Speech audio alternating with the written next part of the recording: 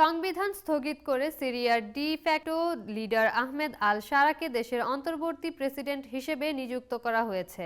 একই সঙ্গে অন্তর্বর্তী সময়ের জন্য একটি অস্থায়ী আইন পরিষদ গঠনেরও ক্ষমতা দেওয়া হয়েছে তাকে। বুধবার ২৯ জানুয়ারি সিরিয়ার রাষ্ট্রীয় সংবাদ সংস্থা সানা এসব তথ্য জানিয়েছে। খবর আল জাজিরার।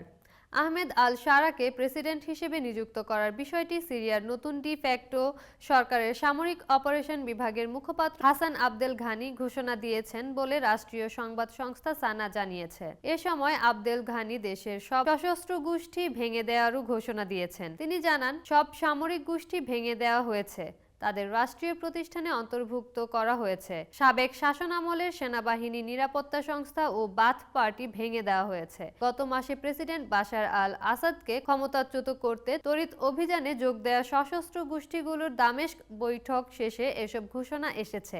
ওই অভিযানের নেতৃত্ব দেওয়ার পর থেকে আল শারা সিরিয়ার ডিফ্যাক্টো নেতা হিসেবে দায়িত্ব পালন করছেন। আল আসাদের অপসারণের পর আল শারার হায়াত তাহরির আল শাম গ্রুপ সিরিয়ার প্রধান শাসক দল হয়ে ওঠে এবং বিদ্রোহীদের দখলকৃত ইদলিব প্রদেশে তার আগে যে স্থানীয় সরকার চালাতো তার কর্মকর্তাদের নিয়ে একটি অন্তর্বর্তী সরকার গঠন করে।